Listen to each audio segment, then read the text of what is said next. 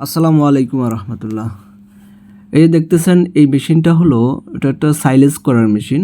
Silage বলতে এখানে ভুট্টা, ঘাস, তারপরে খড়, এগুলো সাইলেজ করা যায় এই মেশিনের মাধ্যমে। তো এই মেশিনটা আমি কিনেছিলাম গত 6-7 মাস আগেই। এই গত যে ভুট্টার মৌসুম গিয়েছে, সেই মৌসুম ভুট্টা ওঠার আগেই এই মেশিনটা ক্রয় করা হয়েছিল।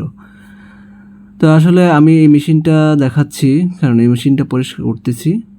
তো আমি পরিষ্কার করার পরে যে অবস্থাটা হয়েছিল, সেটা হলো, আমি প্রথমে যে অবস্থা দেখাইছি সেটা হলো পরিষ্কার করার পরের অবস্থাটা। তো এখন দেখেন আমি পরিষ্কার করতেছি, আর আমি কিভাবে পরিষ্কার করি সেটা হলো বিষয়। আর যেহেতু আমি মেশিনটা আমি নিজে ক্রয় করছি, আমার নিজের, তো আমি কিভাবে পরিষ্কার করব সেটা হলো, আমি এটার যত্নটা কিভাবে করব সেটা হলো সবচেয়ে বড় বিষয়। এখন এই মেশিনটা অন্য কারো হাতে গেলে সে কিভাবে যত্ন করবে সেটা হলো আরেকটা বিষয়। কারণ মেশিনটা তো তার কষ্টের টাকায় কেনা না, সে ক্রয় করেনি, যার কারণে সে তার যত্নটা কিভাবে নিবে, বা সে এটার মানে আরেকজনের দুঃখটা কিভাবে বুঝবে, সেটা হলো সবচেয়ে বড় বিষয়।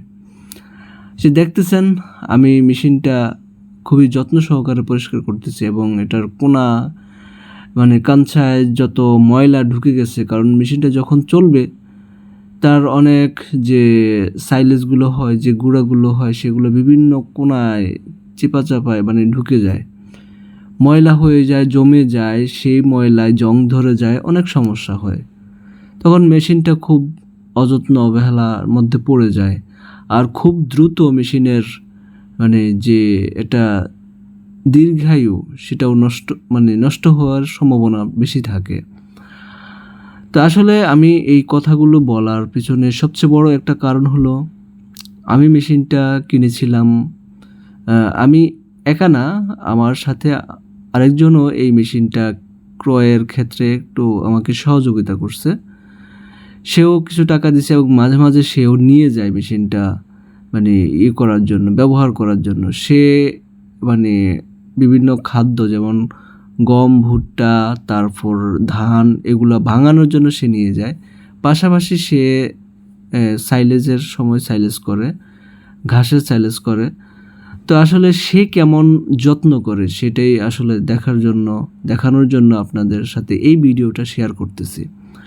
আমি যে মেশিন কিনছি বা মেশিন পরিষ্কার করছি, কিভাবে করতেছি, এগুলো দেখানোর জন্য আমি এই ভিডিওটা তৈরি করতেছি না।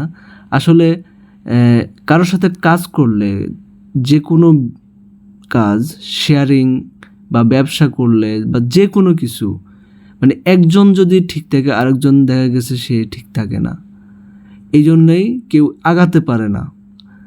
আসলে কথাটা খুব কষ্টে আসে। অতীতে আমার সাথে এই ধরনের অনেক ঘটনাই ঘটছে, যে কারোর সাথে শেয়ারিংয়ে কাজ করতে গেছি, কোনো কিছুই আমি সফল হতে পারিনি। এই যে দেখেন, এই যে এখানে দেখেন, এই যে মেশিনটা আনার পরে আমি তার বাড়িতে, যাকে আমি মেশিনটা দিয়েছিলাম, তার বাড়ি থেকে মেশিনটা আনার পরে দেখেন ভিতরের অবস্থা। আমি কি বলবো, এই অবস্থা দেখে আমি পুরাটাই হতবাক হয়ে গেছি, যে আসলে একটা মানুষ, সেও তো কিছু টাকা দিয়েছিল আমাকে মেশিনটা ক্রয় করার ক্ষেত্রে, সেও তো কিছু টাকা দিয়েছিল। তো এখন তারও তো মেশিনটা, সেও তো তার সেই যত্নটা করবে না? অবশ্যই করবে। এখন এই অবস্থায় যদি আমি সাপোজ মেশিনটা সপ্তাহখানেক আমি রেখে দিতাম, আমি কোনো কিছু সাইলেজ না করতাম, রেখে দিতাম, তাহলে কি অবস্থা হতো? সব এই যে যা আছে সব শুকায়ে, দেখা গেছে আমার জং ধরে মেশিনটা এত বাজে অবস্থা হইতো যে বলার কোনো অপেক্ষা রাখে না। তো আসলে আমি পুরাই একটা শকে চলে গেছিলাম এই অবস্থা দেখে। মেশিনটা ভিতরে খুলে আমি শকে পুরো চলে গেছি, যে একটা ন্যূনতম তো একটা যত্ন থাকে, সেই যত্নটুকু সে করলো না মেশিনটার। আমি খুবই অবাক হয়ে যাই। যাই হোক, আসলে আমার এই ভিডিও, এই কথাগুলোর মাধ্যমে একটা মেসেজ দেয়া, যে কেউ যদি যৌথভাবে কোনো কিছু করে অবশ্যই সবাই যেন এটা নির্দিষ্ট ব্যালেন্স মেনটেন করে চলতে পারে বা চলে।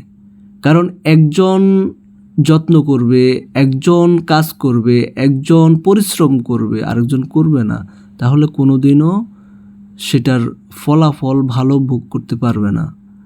কারণ একজন করবে আরেকজন করবে না, এটা একটা ভিতরে একটা মনোকষ্ট, মনক্ষুণ্ণ দ্বন্দ্ব এটা থেকে যাবে। ঠিক আছে, এটা হলো আমার মেসেজ। আর আপনারা এই ভিডিওটা শেয়ার করবেন, লাইক করবেন, কমেন্টস করবেন। আশা করি সবাই ভালো থাকবেন। ধন্যবাদ আপনাদের সবাইকে।